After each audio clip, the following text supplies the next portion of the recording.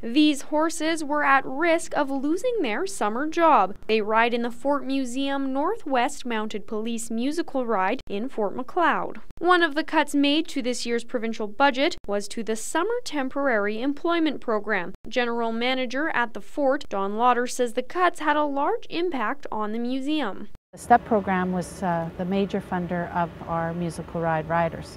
So without the STEP program from the federal government, when it was cut, it meant a loss of 8 positions for the musical ride. It was a loss of about $22,000 in funding, and it was announced 6 weeks before we were ready to open the doors for the season. Performance of the musical ride.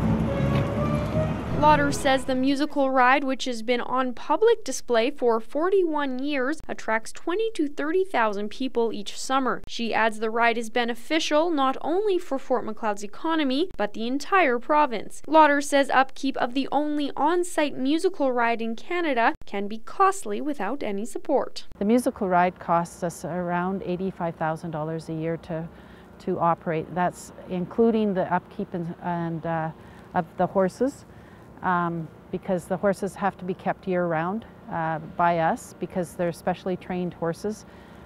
We spend lots of hours on training them, so we can't just replace every year.